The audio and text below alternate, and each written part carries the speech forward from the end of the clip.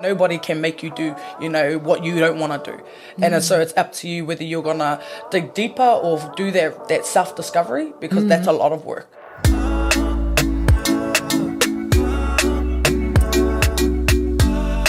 This podcast is proudly supported by the Ōtara Network Action Committee, ONAC, community-owned, community-driven and community-led.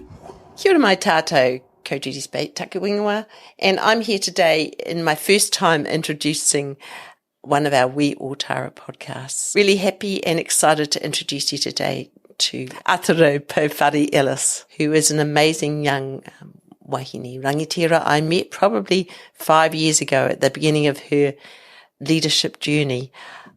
Super excited to be reintroduced to her now by the amazing Norma Mackenzie, who I've got to know through Māori Pacific Trades Training at TSI, and we're really excited that Atarau is going to be picking up that role from him as of the next few months. Looking forward to a strong bond and a strong partnership. One of the things that really struck me talking to Atarau was about how her education journey had been sparked by books, and it was her dad's idea and commitment that she would get a solid education. So it was the books that helped her understand and imagine what life would be like in a different way for her. And you can see she's brought that ability to think from both ways, thinking a taha Māori, but also thinking taha Pākehā, taha Cook Island, a different way to create a world and a different perspectives on different things. So I'm going to take it from here. Thank you for joining us. It's wonderful to have this opportunity to talk in front of the camera again on the Ōtara podcast. Kia ora. I guess if we start the story with your education and talk to so many rangatahi that have got, just came unhinged the way you nearly did at high school. So can you talk to us a bit about that? Aye, ka pai. Probably like you said, Jude, so grateful just to be into the space, but I think what I like to start my kōrero off in the space of whakawhanaunatana is around just sharing a bit about who I am before I kind of get into that. So ko Waiōhau, I te taha tōku māma, ko mauna pohatu te mauna, ko mā tātua te waka, ko Waiōhau te marae, ko Tūhoe te iwi, ko Ngā te haka te hāpu.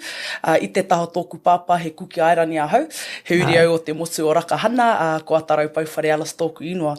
And I think, like you said, we've all got stories, and the stories that we share is a huge part of where we've come from in terms of our whakapapa, our genealogy, and what does that look like in terms of who we are now and where we're trying to go.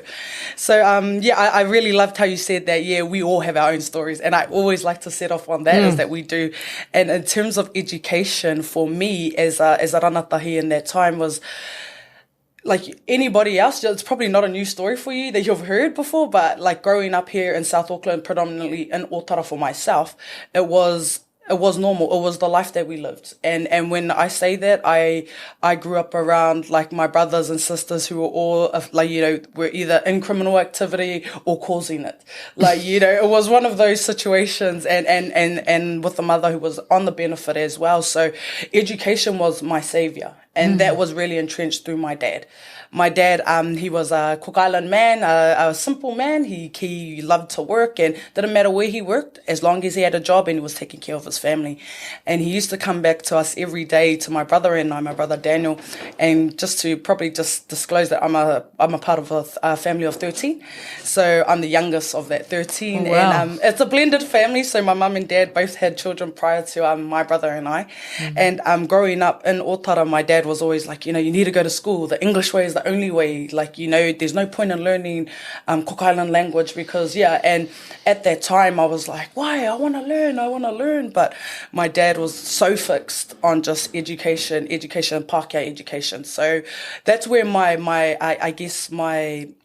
inspiration to want to know more and that there was more out there for us really, really kind of fueled myself going through the education system. And I really loved from a young age, like learning through books and whatnot, and actually learning a lot through the characters in my books that I read. And so when I finally started school at 5 years old, because I only went to Kohana for a bit, and then my mother couldn't afford to take me to kindy, so I stayed home with her. And it wasn't until I went to 5 years old, I went to school and I was like, this is the place I want to be. Like, you know, I felt creatively, I could express who I was, I could write all the cameos and the stories that I wanted to, and I loved that. And because through my education, I had gone from mainstream into kura kaupapa. So once my kuia had fallen sick, my mum abruptly removed my brother and we moved down back home to our centre of the universe, Waiōhau, in the middle of the Bay of Plenty, and we went back there, and it was only supposed to be a 2-week holiday, and we were there for 2 years. And every child's dream, though. Exactly, right? You're living with your nana who gives you everything, your kuia. And I went to school with all my cousins. My teachers were my aunties, and so it was a whole new world from mainstream. So I was like, oh, okay, now I'm hit with this different reality, learning kaupapa Māori, tikana Māori, all of those things, and then 2 years after that, I moved back up here to Tāmaki Makaurau. So my early education was kind of like this, but it remained the same, that there was more. But it gave you both worlds, right? It gave me both worlds, yeah. And I was just like, I came back here into Manurewa. I moved back to Manurewa, actually, and restarted my education in mainstream again. And that was like another change. So as I started getting older, that really, that was a pivotal moment in my life, in my te reo, because I had been so immersed into kaupapa, kura kaupapa, that when I came back to Auckland, I still had a little bit of that going on. So when I was in one class, I was asked by, I think she was a Filipino teacher at that time, I had asked if I could go to the bathroom, but I had responded to her in Māori. And within like 2 seconds, she just turned around and she said, we don't speak that language here. Don't talk to me like that. And she goes, and I don't want to ever hear you speak that language ever again. I just was mortified. I cried at the corner of the classroom because I was so embarrassed. Like, all the kids laughed at me. And so from then on, that shift really kind of like was like, okay, I'm either gonna ride the wave or I'm gonna get hit by it. So I need to let go of that part of who I was. And that's where my early years of that, I'm kind of starting to understand, okay, like if I need to be this person, I'm going to have to do this. And so I eventually my mum ended up finding a home here in Ōtara. And then so I started my education again at Clydemore. And I went there, and it was like, I was focused. I'm not joining the kapaka group. I'm not doing anything Māori, because this is how I need to survive. So I really tried to embrace my Cook Island culture at that point in time. But I knew there was just something off about it. So carried on, went into school, loved it as I did. And then probably just a fast track, I started hitting about year 7, intermediate, and I stayed in the collegiate. And I was just like, oh, I'm over this. Like, I don't want to do this anymore. I want to go and be with my friends as a teenager does, stuff education. But at the back of my mind, I always had this thing that I didn't want to disappoint my parents. Like, that especially was especially my dad, but like my mum also had because I lived with my mum at that time as well. And my dad lived in another space, and I was just like, oh, I don't want to, but I want to go out with my friends. So how do I keep both? So what I would do is I'll do lots of hard mahi in my classes, pass my classes, do all of that, and then say at the end of the term, 1 week off. And then I was like wagging school. I was wagging classes. I was going out with my friends, and I'll be like sitting outside. I'm like, yeah, is that us? They're like, and then I started to realize, man, this is boring. Like, I really don't like sitting under a bridge for the whole day because we're waiting for school to finish. Like, I'm not doing that. I read the bit about. Yeah, exactly. And then as I got into high school, that's when it upped the ante. So that's when alcohol, drugs, all of those types of things. We're smoking, not drugs, but more so weed really came into the picture in high school. But I still had that little voice in my head that's saying that you can't leave school, like you can't. And then year 10, I think that's when I was just on my 9, 10, I was just on my downward spiral. I was just like, no, I don't want to do this. I was just being real rebellious against my teachers. I'm real disruptive in the class. And I had a group of friends that encouraged and helped that behavior. So through school, I was just like, oh, okay, all good. Like, it really helped, really made me go that way. So until I found a group of friends that were like the friends that all wanted to go class. They all wanted to achieve. They all wanted to do this. And I was like, yeah, you know, and I felt myself slipping in two worlds again. And like growing up as a child, it was that te ao Māori, te ao Pākehā. Now it's kind of like a reverse, like my good and then my bad friends. And then I knew, I was like, oh, okay, then. And so I started meeting all these people that wanted to achieve and do better in themselves. And as much as I tried to turn away from school, like history, English, and those were my subjects. And so I'd make a conscious effort to make it to those classes, pass every test, every exam, and do that. But I just couldn't translate that to the rest of my classes. And so yeah, it was just crazy time being in the little year 9, year 10 phase.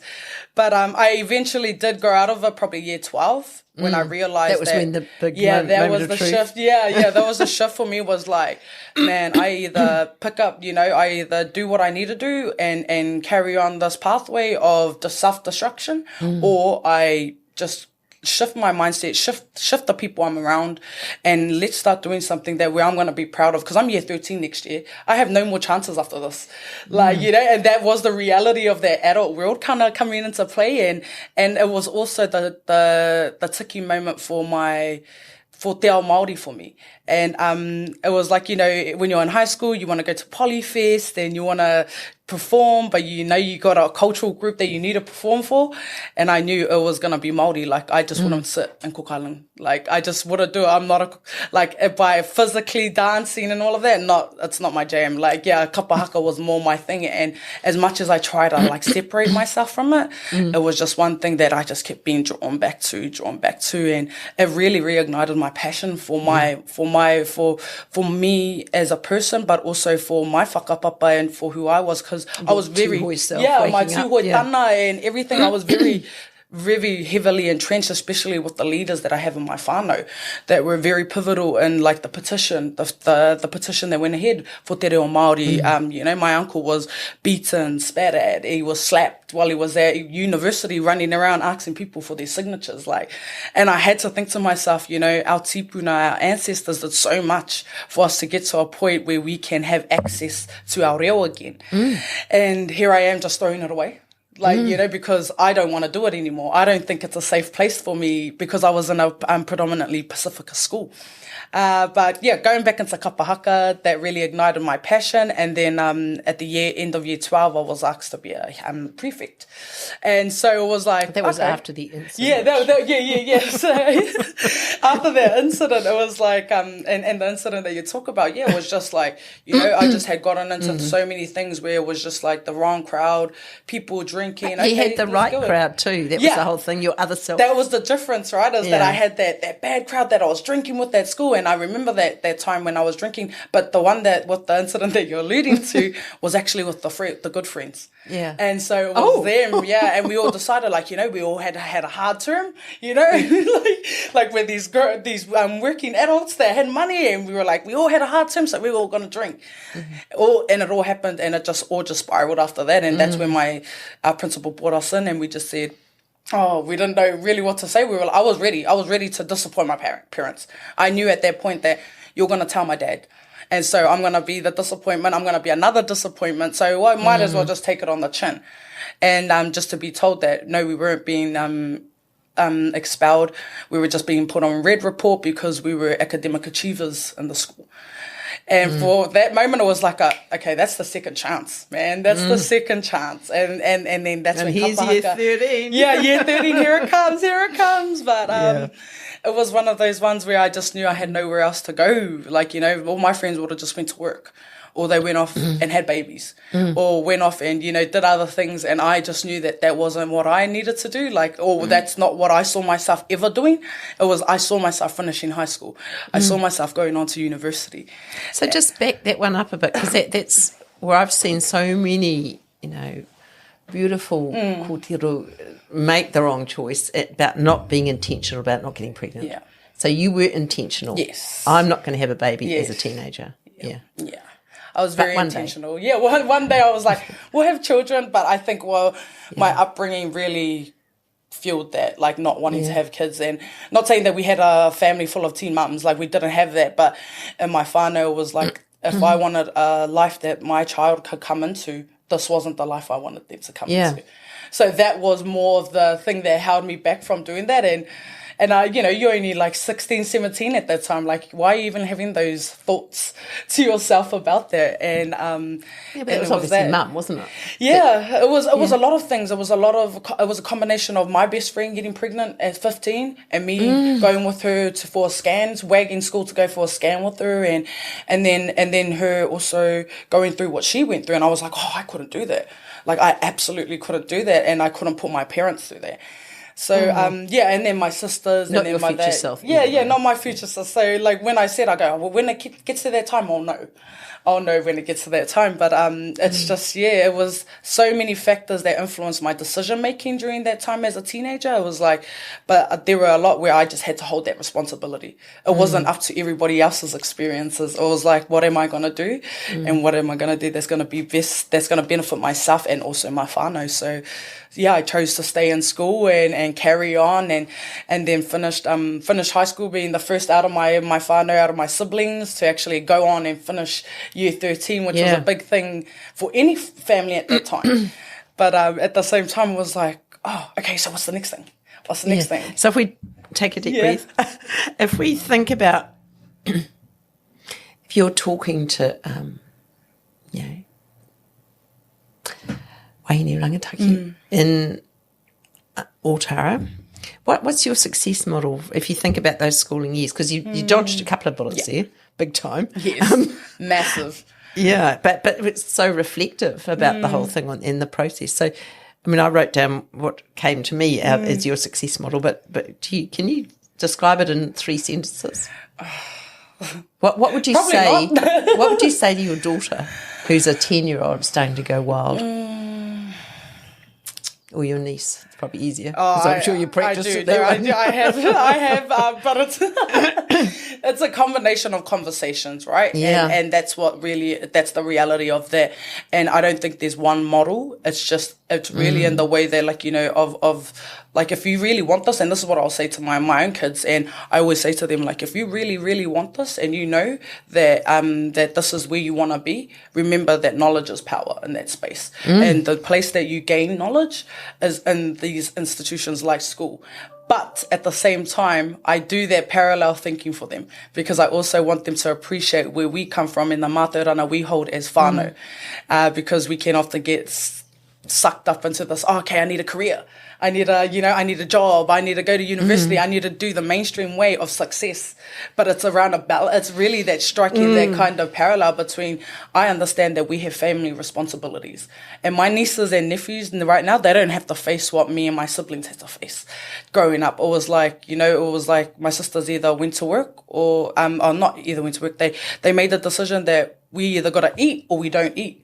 Like, because that was the lived reality. Like, my nieces and nephews now, they're very lucky that they don't have to live a life like that. Yeah. Because I went to school, I studied, I went and got a job, and, and all I was kind of surrounded by, and nothing on my family was our whānau that were like working the 5 o'clock jobs at the factory. Yeah. Or my mum on the benefit trying to take care of myself and my brother. So those are my examples. Did you have benefit when your older siblings were...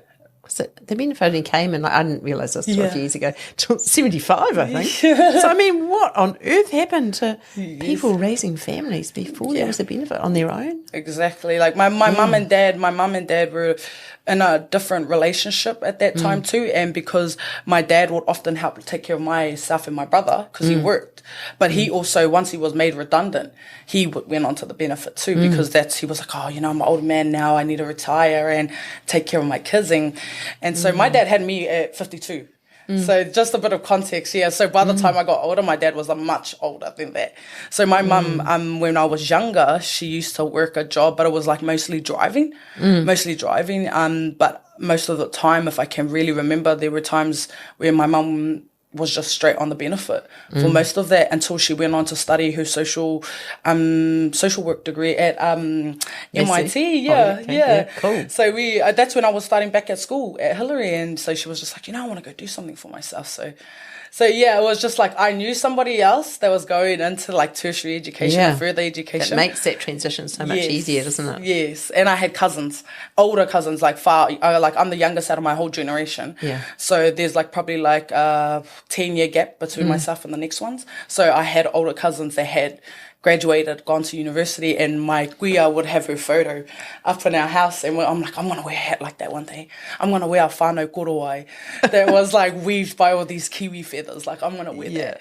And, at my graduation. Yeah, at my graduation. and then 6-7 years ago, that happened for me. Like, and it was one of those things where I was just like, oh, okay. And I wanted to be that example to my kids. Well, when I refer to my kids, it's my nieces and nephews, but I wanted to be that example that we didn't have to be a product of where we came from in terms of the struggle and all of that. But now my kids, my girl, she wants to go to university, and she's very headstrong, and sometimes it can be both a blessing and a heartache for us. But it's one of those things. They don't stop going. Yeah, exactly. And then I have my boy who's not really into that, so he wants to go on and get a job, and so it's working with those parallels of okay, like I also have to unlearn a whole lot of things, because I even growing up, university was a way, and so I was like, no, this is what it is. It's going to be like this until my boy. But now they have a balance, and they've also have these strong connections. Yeah, and we're in a whole nother time. We're in a whole nother time now. Like even when I'm in the mahi that I do, and I'm talking to rangatahi, like I don't always say to them like, university is not the only way of success, right? Like I'm being very honest, and I said it at Hillary had asked me to go in for to talk as a guest speaker. And I did it, and I think most of my teachers, my prize giving, and most of my teachers were really shocked by some of the things I was saying, but I was like wanting to be real, raw and real, because this is it. Like, we're going to make decisions at 18-year-olds, as 18-year-olds, that no one should ever have to make a decision about. Transitioning from high school into the adult world like that is just unrealistic. Overnight. Overnight is just unrealistic. So that's a great segue into your university career. Let's go there. And that's what I spoke to them really about, was just how I went on and I wanted to be a lawyer. I was like, okay, I want to be a lawyer. And year 10, when I was in high school, we had to write this assignment called The Future Me. And I had written there, I want to be a lawyer because I want to help my family, and I want to help all of our Māori and Pacifica people. Did you know any lawyers? Pardon? Did you know any lawyers? Yes. So a whānau of ours, Annette Sykes. Yeah, so... I was at uni with her. Oh, yes. She was such a great protester. Yeah. She drew a whole generation of us through. Yeah, awesome. Her and Donna. Oh, yes. Her best. Small world. Yeah. But my uncle was like, because like she went to university with them as well, and we're all whānau she's from Rotorua ways, I think, and my uncle, I was like, Uncle, I've got this assignment I want to write up, and he was like, oh, I'll talk. You can talk to Annette. And I was like, okay then. And at that time, Annette was like all over the TV, and I was like, I don't know if I want to talk to Annette. Like this is so like I feel so dumb. Like, and she was like, no, you're gonna ring up, and she's gonna ring you up. So I was like, okay. So I was at home, and you got the push phones. Oh my god, it's so old school. And I pulled up, and I was sitting there nervously waiting for her to get on the phone, and I was like, kia ora, and she was like, kia ora, Annette speaking, and then I was like, oh my god, do I hang up now? And then Split's like, kia ora, it's Atarau. She was like, oh, and the whole mood just changed. Like she just made me feel so comfortable, and she was just like, oh, don't even like, are you reading from a paper? That was her thing. Are you reading from a paper? And I was like, yes. I was reading my questions. My model answers. And she was like, forget that paper. And then she just asked me, she goes, just be straight up. What are your questions that you want to, like, what do you want to know about it? And then I was just like, oh, where do I, if I want to go be a lawyer and I want to study, the best law that we have in this country, where should I go? But it was questions like that. It was like, but the first question she drew me back to, she was like, oh, kapai. So I'm just going to take you back first. And I was like, okay. She goes, why do you want to be a lawyer? And then I just kind of sat there and I was like, to be honest, if I'm speaking really openly, it's because of my brothers and sisters. Like they're the biggest examples that I've seen of like injustices against the system, but also it was just those real like oppression that I was really experiencing at the time, where I witnessed my brother being beat by a cop, for just standing there and asking him why he was being arrested. Like, he just pulled out his baton and just hit my brother. And, like, you know, I wasn't young seeing those things. And so it was like, no, I don't want to do this. I don't want to see this world anymore. If I can be a part of what changes that, then this is why I want to be a lawyer. Yeah. And then she turned around and goes, oh, kare, if you want to do that type of mahi, it's not being a lawyer. And then I just started laughing, and I was like, what? What do you mean? And she was like, she goes, and then she just starts talking about it. She was like, you've got that fire in you, like we all do as activists in this space, right? For our kaupapa, our whānau. And I was like, oh yeah. And she goes, but it's what we're trying to battle here is the legalities within a system that wasn't designed for us. And so I was like, oh, okay. And you know, a 15-year-old trying to take this all in, and then like you're sitting there and you're thinking like, okay, this makes me want to be a lawyer even more. And so she concluded our conversation was like, I hope that was helpful, Atarau.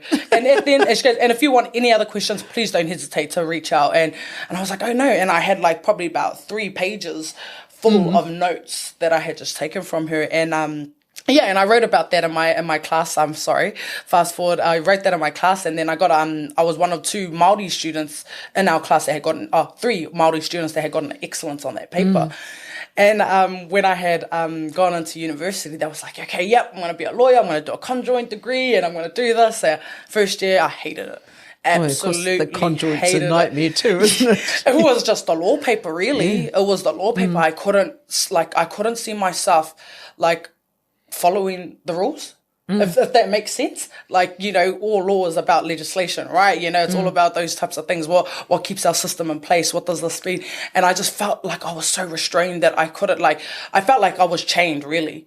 If I could give any metaphor to that experience, it was like I felt like I was chained to these heavy books, these books that old white men wrote, like hundreds of years ago. And I was just like, and my first year, I absolutely hated it. And I used to cry every time I go home when I'm having to write out either our test or essays or assignments. I'll just sit there and I'll be just like, I hate this. But I also knew that it was one thing that kept my mum proud. Like, you know, my uncles were like, okay, you want to be a lawyer? Okay. And in my whānau, it's quite like, once you say something, they're on it. They're on it. And I was just like, oh my God, how am I going to upset them? How am I going to, like, you know, disappoint them and then really hate what I'm doing right now and then disappoint myself because I'm selling myself out and just all these things. And then that was like another shift moment for me in terms of mindset. And yeah, it was just dealing with the mental health that came with that whole not being authentic to yourself and your story. And so it was kind of like I had to make a decision and I couldn't make that decision. And so it kind of spiraled into a bit of a situation where I was confronted with my own demons around, okay, like, you know, I don't want to do this. I don't want to do this anymore. Like, you know, I don't want to do law. But it came in the form of 3 a.m. catch up with my mum. Like, I just bursted into her room and she's like 3 o'clock in the morning, half asleep, and I'm just in tears. Like, I'm just crying. I'm just telling her, I'm just like, I can't do it anymore. And she was like, what are you talking about? And then I was just like, I don't want to be here, like, you know, and because, like, that was a part of that not knowing as a teenager, what am I going through mentally? And I just sat I remember sitting at the edge of her bed and I just sat there and I was just like crying my heart out and I didn't even have to say anything, like, you know, for my mum. Well, she'd have a similar experience too, I'd imagine, entering tertiary education. Yes, yeah. Well, it was more so like she went at a time when she was like 40, right? So she had that drive to want to go. Yeah. But for me, being 19, going into law and trying to be a lawyer, it was just...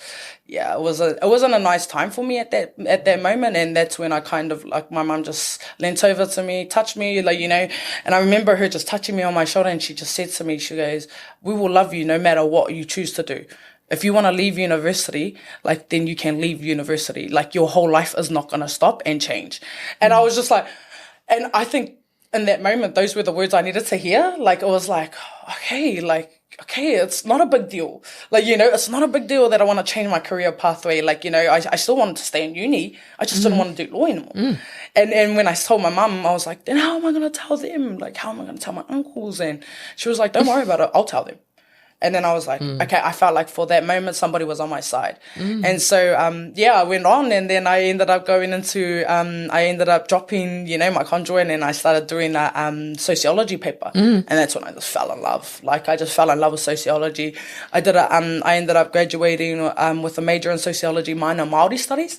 And so it was like pairing the two things, right? And it's the patterns that I started to see through my own upbringing and my life, my course of like my schooling life was like how Te Ao Māori came to me at the end of my high school years, and it was a big part of me as a child. And so it was coming back into that space again and going, okay, like, how do we start to learn about what's oppressed our people and kept our people in spaces of deficit? And so I started learning that. Model, don't you? I started to see it as a practical model, not just a legislation or a system that's like going to be too hard to change, and I'll never see that change in my lifetime. Like, it was like I could see the changes that I could be a part of when I was in the sociology degree. So it was one of those things where it just was like it ticked for me, and that was the thing that I just held on to, and I just wrote that for the whole duration. So So what's really interesting, and that's why I'm smiling to myself, as I sometimes do, is I did one of my majors, I did a double major, but my major was Māori studies. I just loved it, and I loved understanding things from an academic perspective into what I saw in the world around me. And social, I did that one stage one paper and went, meh. I don't think I went to any classes actually, but I still passed it. What? But it was a long time before you. I think they've wised up to that stuff these days.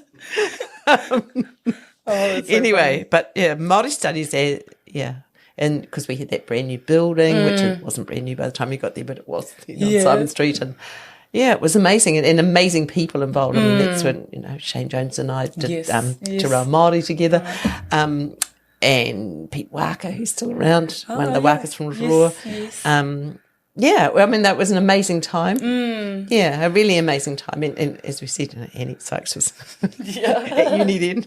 Oh my God, you might have known my uncle during that time, but I don't know. His name? His name was Robert Pouwhare, so he was a part of he was a part of like Ngāta Matoa and all of that at that Mana time. Motuhake. Yes. Because later on, I did criminology, mainly because you don't need to put this on the podcast, but I got to the fourth year and realised, horrors, I hadn't finished my BA and they stopped paying you money at that point. So I went, new degree. So I did a diploma in criminology, which I loved. Oh, cool. But so that got us into law school. So it was it's like your academic career backwards. But it's such an exciting time. Heaps of people talking about really exciting things, and because we had the Springboks in the middle of it. That would have been interesting. It was a really exciting time. Yeah. Anyway, moving on. So that whole uni thing sounds so exciting, and exciting to like be your real self and the authenticity. That's what I wrote down there. Being authentic with yourself. And to take the path that's shown to you, perhaps, which is really helpful. Too, just to. Well, I felt like that. Maybe it's that being revealed to you and being strong enough in yourself to see that it's actually a pathway being revealed. Yes. And maybe that's the scariest thing about growing up. Maybe. I think so, because you have to take their whole responsibility, really. And like, now I don't have my mum where I can go back and have those conversations and ask her for that advice anymore. So I have really, in the last couple of years, have had to be like, oh my God, this is what it feels like. Like, I'm 29 years old now, like, and at that time was like, what? Like, it was like, oh no, I need to ask somebody else. But sometimes Mum's still here. Yeah, absolutely. Always, every time I make a decision that's to do with anything that is that's gonna change my life, I'm always thinking about what would she say? Like, what would she say to me that would, like, because we'd often have arguments, right? We're like, sit there and she'll be like, she'll challenge me to my, to the utmost point where I'm just like, so frustrated, I walk out. But in that time of challenge, in that space of silence, I'm like, she's right. Yeah. She's right. And I just get to a point where I'm like, oh yeah, okay, now, so all of those experiences have definitely led to where I am now. So. That's pretty exciting. Okay, questions. Okay, so I guess that whole uni thing was like a platform for you too, and it led you to that whole next step actually intentionally, from what I recall from your interviews. So do you want to tell us about that? Yeah, no, cool. I just probably just to give a bit of pretext to that is that when I was in my last year of studying, I was studying full time, working 2 jobs, and looking after my dad full time. So it was a real intense year for me at that point, and it was kind of like I was working at Victor Arena at the time, so now Spark Arena. I was doing all the concerts, so it was easy for me to go from classes, wasting money, and go to work and do that. And then I also ended up getting a job at my food bag. So it was casual work in the weekends. So I only ever probably got a Sunday out of the whole week where I could just do my washing, have a sleep, get my stuff together, and then it was just repeat. And so before, when I was doing that mahi, when I was working at my food bag, I was like, because we used to have this little, we used to work in a freezer, so we used to have this little square window and would make boxes. So I'm making boxes that whole time. And I was just looking out the square window, and it doesn't matter whether it was shining or raining or a terrible day. I was just constantly being confronted with myself. And because it was a moment of where you're you can't really speak or have conversations at that point because you're trying to move fast, right, to meet with the line. So I'd often just sit there and have conversations with myself, and I'm like, oh my God, is this my life? Is this going to be my Saturday every Saturday? I'm going to be making boxes, looking out of this window, looking at an amazing day where I could be spending it with the people I want to be with, but I'm here trying to make $16 an hour. And it was at that time when I was just okay, far out, this is not where I want to be. And I used to often look around me, and there was a matua in the freezer at that time, and he was I think he was 45, bridging 50s, and he was one of the hardest workers in that space. But I even knew that his sad reality will always stop there, is going to stop there. He was not going to get any higher in that area because, and he knew that. And he even said to me was, when I used to have conversations, we're hey, you shouldn't be here. And he just turned around and he goes, he was an islander man, older islander man. And he said to us, well, I need to get lunch on the table for my kids to go to school. And this is why I do this job. And we were just and that for me, was okay, I cannot see myself sitting in a space like that where it's going to be continuously, just working every shift to the next shift just to make ends meet. I just couldn't see myself doing that. So I ended up getting an opportunity to do some desktop research for MPTT at that time. And because I hadn't fully graduated and I was still working and all of that stuff, it was just a 6-week stint. So I was okay, so I had to inform my boss at the fridge, and I was my boss at the fridge. And I had to tell him I've got this buzz going on the outside, so if I could just reduce my hours to just 1 day now. And he was just absolutely, he was real supportive. And he goes, yeah, whatever time you want to take off, just go, because this is building towards your career. He goes, you're not going to stay here forever. And then I was just okay. So, I felt supported to go and empowered to go, and started my first 6 weeks at TSI and PTT, and it was just a whole nother world. So is that when we met? Yeah, it would have been briefly around those times with Dale away, because you probably would have known Dale a lot more. Dale, yeah. So it would have been probably 8 months after that. Yeah. Yeah. Okay. So what a long time ago for some of us, but it was one of those things where it was just I went in there. First meeting was at Grid AKL in town. Yep. And I was meeting Tanya at that time, and she was we're going to go to this hui. And I was okay, then it's an AGM hui for whatever kaupapa. I don't really remember. So I turned up, and I was okay, excited, this is a flash building, and, just be this person from Ōtara and never been to a building like this. And then she's outside giving out name tags, and my name tag was there, and I was felt like somebody, it was one of those. Business cards. Yeah. And I had a kai, and I was these are some nice little flash sandwiches, never seen those. And the same time I was going through, and then I went to go sit down in the hui. And as we sat down, someone had done their opening remarks, and then they moved into the actual discussion. And I had heard one older male in the audience, and he was a Pākehā, and he had turned around and he said, they're just lazy. Māori Pacifica, they're just lazy. They're just lazy. They don't want to work. We've got opportunities for them, and they don't want them. And I just felt this sense of rage, like, really overtake my body at that time. And I was like, no way, like, this isn't real. Like, I have never, ever, ever encountered that type of conversation ever in my whole entire life up until that point. And I was just like, nah, this isn't real. And I kind of turned to Tanya, and she was just sitting there like nice and calm. And I was like, how do you hold your emotions in a space Still like fresh this? from London at that point. Yeah. And I was just like, what the hell are we doing? Like, you know, why aren't we saying something? Like, why can't we tell him to stop talking like that? Like, you know, it's really upsetting me. And then I started to understand the dynamics in that hui and what's going on. And we got to the end, and, you know, I had a couple of people that raised up and, you know, kind of had a bit of a fuss about what was said and whatnot. And I walked out of that meeting, and I was just like, I just kind of turned to Tanya at that time, and I just said, I don't think this is a job for me. Like, I was only in the job for like a week, and I was just like, I don't think this is for me. I don't think I can do it. And then she just turned, and I go, because I cannot stand people like that are going to sit there and try and judge who my people are, who we are as people, and determine what we think, what are the qualities of us as a people. Like, I'm not sitting here and dealing with that. And she turned around and she goes, and exactly what you just said, that's why you need to be there. And that, when she said that, I was like, oh, okay. Like, you know, I was often having these light bulb moments at weird, random times. But it was moments that I was just like, yeah, you know, it was that gut feel. When you have that gut feel and you were just like, I was really passionate about leaving. But once she turned it and just said, you know, this is why you need to be here, I was like, okay. So I refocused all that energy that I was feeling of like anger and mamai and Pody for what he had said was, okay, let's channel that. Let's do something about it. So let's go in there. And then, so it just really started kickstarting a whole nother world for me stepping into that space. And he wasn't the last. He wasn't the last. Yeah. And he won't be. Yeah, he won't be. And as I got on, I just started to really understand, okay, so this is how it's going to be in every circle, right? And this is what we are going to hear when we're going to challenge the current systems that are in place.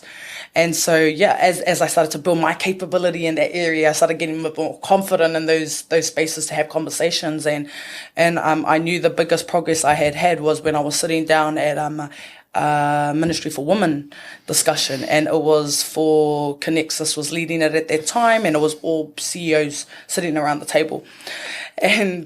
And I was again met with like, oh, they don't turn up on time, they're not punctual, they don't do this, they don't do that. Women shouldn't be on site because they're women. Like, you know, we don't have this, blah, blah, blah. And then I was just like, okay, so I let them all go around, kind of split their thing, and then it got to me, and I was the last person to speak. And then at the time, the person that was chairing that meeting, she was my mentor, Frances Hagee, and she kind of just looked over me and kind of gave me like the head nod to go, Kara, and I just went. Let them have it. But it wasn't even in a way where I was attacking them. It was, okay, so how can I use like what you're doing in this space, storytelling, as a way to convey the message. And so through my experience through MPTT, the engagements I had, it was around, okay, so how do I capture those experiences for this whānau here to understand? And so, and then also coupling it with the data that they're throwing out to us around, okay, you are the ones, your industry is telling us that women are much more better on the on-site than males are, because they're project managers at heart, because they run the household, because they're mums.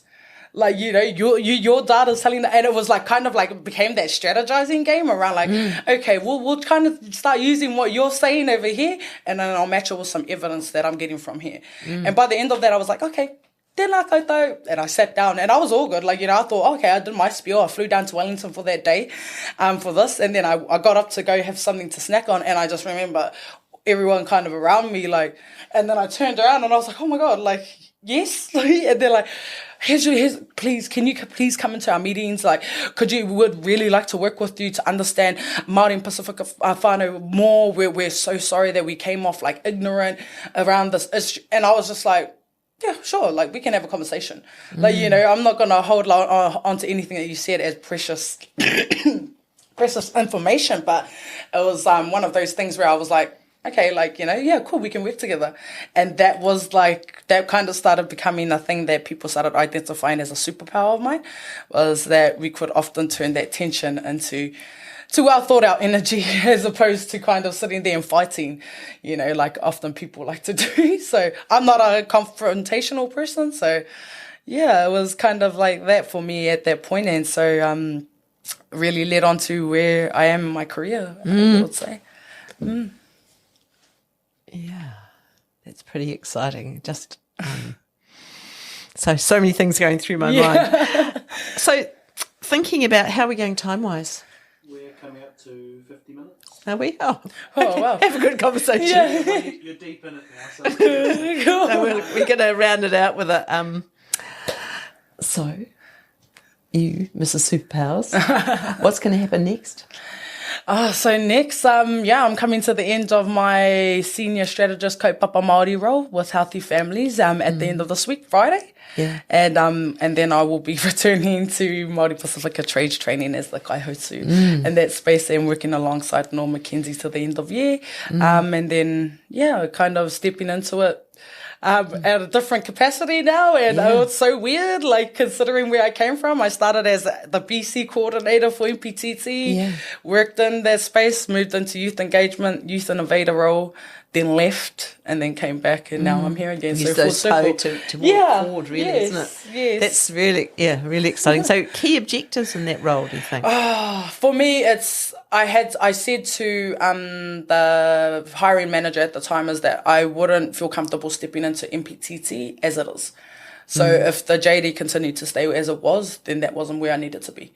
And so we ended up having again. and I never ever challenged anybody like in my career stuff. But as you start to grow, right, and you start to grow an understanding of where you need to be in your value and your worth, you start to be able to challenge those places in confidence. And so when I had that conversation, probably over the next course of a couple of weeks, they ended up rejigging some of that JD where I was like, yep, okay, I can see myself doing that. So the main objectives is really driving the consortia to where it needs to be in terms of BAU with the contract. But I have also wanted to sit in some innovation side of things. So how can we start to look at employment differently? And it's not just trades, like, and one of my things is that I'm passionate about is young people. And young people is because I was the kid that was on the edge. I was the kid that nobody cared about or gave a chance to when they thought like, oh, you have potential, but you're just a bit disruptive. So we're not going to choose you. Like I don't have patience for like anything else but those types of ranatahi in those spaces. But I'm also aware that we as within the business, you have a BAU contract and you have to deliver on those outcomes. But I also see myself simultaneously moving into that. So doing a bit more innovation with that, start driving some of the ranatahi engagements around there. Like how do we get more ranatahi engaged into trades career pathways? And what does that look like? So just working alongside our consortia really, but those are probably the big three main objectives for the role. And then also just creating and enabling those employment opportunities through our employers, and even potentially looking at different employers and testing out some of these different career pathways. And so, That's exciting. So from there, what do you think? So say that's a 5-year horizon. Complete definitely, change, the whole business as usual things sorted, and you've got all these new partnerships and a new model moving forward, and then... so I'm hoping to get that all done in 3. Oh, okay. Because I'm not getting any younger. Generous. Extra time. I'm not getting any younger, and I would love to go overseas and work. And even if it's for just 2 years. Like, I would love to do that. Like, it's always been a dream of mine since I was a kid. Like, going overseas, and I'm doing what I love here, but doing it in another space to be able to... With another Indigenous culture. with another Indigenous culture. Like, I would not stray away from that kaupapa. But, definitely. I'm not too sure where yet. I've definitely, I've got a friend that's moving over, potentially looking to move to Canada next year. And she's going over to do some of the same mahi we do here in TSI. And I was like, oh, man, I want to do that. But, over the last couple of years, it's been pretty much my lifetime. My time's been dedicated to my family. I couldn't just How old leave. are the kids now? Our eldest is 17, and the youngest is 14. So You leave them at home, I'd say. Send a postcard. I know. So that whole First Nation work with the Canadians, they've got their heads in the right spaces. Might be fun if you come over and have a chat with Sully. Oh, yes. Yeah, because he's just come back from Canada. Oh, awesome. Where he just cruised onto the reservation, with his eagle feather in his hat. And I think everybody thought he was Indian. He was part of the whānau. Yeah, absolutely. But he's really excited by with different ideas. I know they're all buzzing around his head right now. They're on Niue, but he'll be back. Yeah. Yeah. Oh, nice. Want to have him over for coffee when you come back to discuss the next interview. Yay. Well, I'm excited about your whole story, really. But I had some thoughts, though. I did have some thoughts about leave you guys with an awful lot of editing to do. You know, we make this, bring it down to about 20 minutes. Yeah. So perhaps we'll say, maybe we'll just finish. So let's say that let's bring this episode of your life to a conclusion now, but knowing there are more conversations to have in the future, please. Really, you know, we'd love to walk with you on the whole MPTT thing because it's such a great model. And it, you know, in its second phase, it's really exciting. I mean, a few things we'd like to see is, you know, what happens with the other organisation that's the same name. Yes. Bit confusing in the marketplace for us mere mortals. But, you know, I'm sure that Sam would want to talk about that, actually. And that would be a fantastic thing to lead. Yes. I'm sure Norm's tried. We never actually talked about it. But just to make it easy for that 17, 16, 15-year-old you back there at Edmund Hillary who's going, oh, yeah, because that's the other place. It's not just when you're graduating or when you're doing tertiary study. It's that, you know, it's like the matua you talked about in the can. Yeah. With your time in the can. Meanwhile, back in the fridge. But knowing that, you know, if you don't take that next step, and if we can't empower our rangatahi to take those next steps, they do end up in the can of varying descriptions. But or they might just end up working in a factory. And, you know, we don't want to waste our future leaders on that kind of life. Not that there's anything wrong with working in a factory, but many of our young people, they just need our support to take that next step. Yeah, absolutely. And like you said, for me growing up, as a first part of a job, go there. I like, think you know, it's if really... you need to build your capability and get in a job and build your CV, absolutely do those types of jobs because that's what's accessible to us as rangatahi with no experience. But don't stay there, right? Yeah. Don't stay there. But I think everyone needs that kind of like, it sounds really old-fashioned, but the aha moment. Yeah. Oh, hell, okay, so that is what happens next if I don't go and do this next thing. And you can't really describe that for kids. They need to have their eyes open so that they can go, oh, yes, so I don't want that, like you did. I don't want to have the cops beating down the door at 2:00 in the morning looking for me. And I don't want to work in a job where my heart's not open. And I do want to make a difference. It's one of those things, right? I always say to young people, no matter what you want to do, always be your authentic, unapologetically be your authentic self. Yeah. Whether that, like, you know, and you'll be able to feel that, like, you know, whether, and it's being guided off your senses. It's not just going, okay, that looks wrong.